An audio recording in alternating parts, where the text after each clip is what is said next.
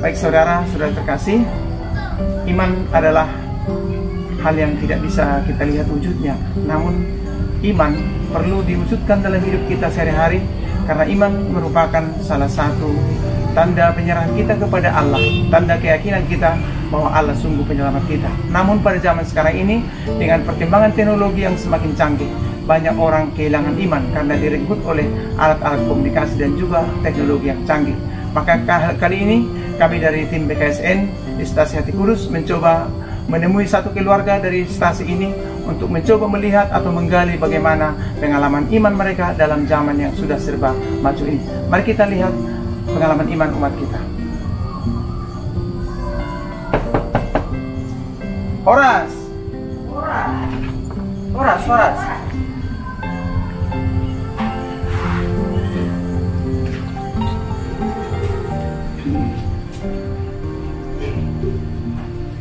Duduk. Terima kasih.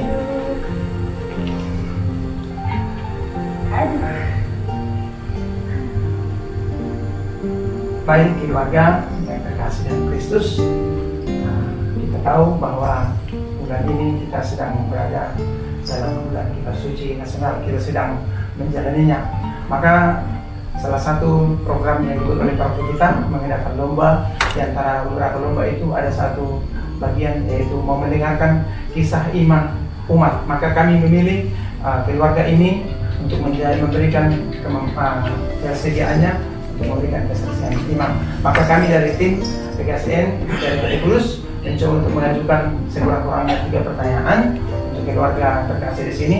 Semoga nanti dengan 3 pertanyaan yang kami ajukan ini akan terungkap bagaimana hidup keberimanan kita selama ini teristimewa keluarga yang terkasih yang ada di sini. Yang pertama, kami akan menanyakan tentang bagaimana hidup menggereja Bapak Ibu selama ini. Kita katakan setiap berkeluarga di sini, di tempat ini, di kediaman ini, bagaimana walaupun mungkin jangkauan ke gereja tidak begitu dekat secara jarak, bagaimana kira-kira selama ini dilakoni hidup menggereja ini? Silakan dijawab. Kalau secara banyak ya, kalau dalam gereja karena posisi kita seperti saya lah, seorang karyawan. Kebetulan kemarin sebelum saya di posisi sekarang, saya berada di posisi stasiun kerja yang memang tidak memungkinkan untuk bisa setiap minggunya datang ke gereja. Tapi kami sebagai suami istri, jika memang ada waktu yang untuk memungkinkan untuk datang ke gereja, kami selalu berusaha. Bahkan semenjak berdirinya paroki kita yang ada di Pasar Minggu, kami berdua kadang-kadang malam Kamis ya, Kamis malam kadang-kadang kami ikut misa OMK dalam hati untuk menggantikan keabsenan di hari Minggu, khususnya untuk saya. Kalau untuk istri, lantaran dia bisa di hari Minggunya untuk ikut beribadah, dia ikut beribadah. Tapi kalau untuk pribadiku, lantaran stasiun kerja tidak memungkinkan untuk ikut bergereja, ya di mana ada waktu lah ikut bergereja. Rasa kalau kayak sekarang posisinya stasiun kerja sudah pindah kan, mutasi tempat kerjanya. Sekarang bisalah dikatakan setiap minggunya bisa mengikuti gereja. Baik, terima kasih. Jadi artinya kita bisa melihat bahwa bukan karena faktor kemalasan atau ada program-program acara lain maka ada dulu di gereja kan? Oh iya, artinya menekan kondisi kerja. Ya. Karena mulai memang kita sudah terbiasa kalau namanya minggu itu kita harus ke gereja. Sudah ada kerinduan. Terima kasih. Artinya kami melihat adalah sesuatu yang indah bahwa bergereja itu, beribadah itu penting dalam keluarga ini. Maka baiklah, artinya orang yang rajin bergereja, rajin beribadah, tentu di dalam lingkup yang lebih kecil dalam keluarga pasti juga akan ada buah-buah yang bisa kita petik. Maka kami akan mencoba bertanya begini, Bapak Ibu yang terkasih, bahwa keluarga ini setelah Anda bentuk tidak serta-merta ada omongan. Iya. Nah, bagaimana dalam penantian sekitar 7 tahun kurang lebih supaya ada omongan si Rafaelo, bagaimana pergelutan iman antara suami dan istri? Apakah ada kesan mau menjauh dari Tuhan, ataukah ada kesan mau memisah, hidup berpisah karena belum adanya buah yang ditunggu selama kurang lebih 7 tahun? Nah, bagaimana kondisi ini Bapak Ibu kaitkan dalam keberimanan kita sebagai orang Kristen? Memang semenjak kami menikah 6 bulan pertama kami pulang kampung, kami sudah merasa kecil hati. Sedangkan orang yang baru menikah sekian bulan, dengar sudah berisi, sudah ada, kan gitu. Tapi selama kami belum memiliki omongan seperti sekarang, kami selalu berdoa. Terkadang si istri kadang doa novena, kadang berdua juga ikut doa novena, doa pagi, selalu saja berdoa. Terkadang kami secara pribadiku, kadang istri itu tidak tahu, aku diam-diam berdoa sendiri.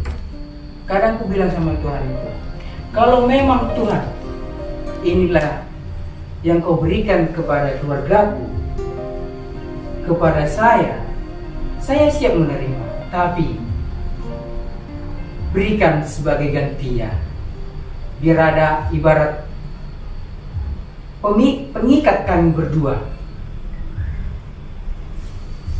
Sebelum kami punya anak, itu kami selalu setiap ada orang yang istilahnya ada orang mengadopsi, kami selalu bertanya, kalau ada tolong kasih tahu lah, tolong kasih tahu. Kami sangat berharap sekali jika memang ini yang diberikan Tuhan, biarlah melalui seperti ini kami memiliki omongan. Di lain usaha-usaha seperti itu, istri memang kuakui, kadang-kadang aku capek kerja, kan? Dia aku tengok di kamar, aku mau masuk kamar, dia sedang doa novena. Kuakui dan terima kasih, Tuhan menjawab doa kami selama ini. Hampir 7 tahun ya? Hampir 7 tahun. Dan sempat hampir putus asa, sampai bicara dengan beberapa pastor seperti pastor dengan Ismail. Bagaimana pastor? Apakah memang ini rezekiku hanya sampai sebatas ini Pak, berkeluarga tanpa buah dari pernikahan? Dan sempat saya usulkan sama pastor dengan apakah gereja Katolik mengakui bayi kamu? Saya bertanya seperti itu. Pastor mengatakan sebenarnya di Katolik itu proses bayi tabung itu belum dilegalkan, namanya lah dipaksa. Dan kalau memang ada niat, ya bisa nanti saya cari-cari, siapa tahu ada anak yang kurang beruntung yang tidak memiliki. Kalau kalian mau, saya akan nanti berusaha atau pastor dengan sesuatu. Dan begitu kan, tanpa kami tahu, berkat usaha dan saran dari beberapa saudara, keluarga yang mengasihi kami, menyayangi kami, ayo ke sana, kami laksanakan dengan ikhtiar. Tuhan yang bekerja, Tuhan yang menjawab, Tuhan yang mengkehendaki, dan Tuhan juga yang akan memberikan. Itu aja. Dan begitukanlah di penantian 6 tahun lebih, hampir 7 tahun, Tuhan jawab kehadiran Rafaelo dari Santo Rafael. Baik, terima kasih ya. Kita sudah mendengar pengakuan iman bagaimana kehidupannya dalam menjadi sebuah hari. Dan terima kasih sudah memberi. Pertanyaan kita yang mau saya ajukan, karena kebetulan ini adalah program bulan Kita Khusus Nasional atau GKSN 2021. Kali mau saya tambah dari pertanyaan satu, bahwa bagaimana kira-kira keikatan dengan Kita Khusus, hanya singkat aja dijawab apakah. Tapi sebenarnya Saya bisa menduga jawabannya bahwa dari keterangan tadi pasti juga dekat dengan kitab suci. Bagaimana kira-kira tentang keluarga dengan kitab suci?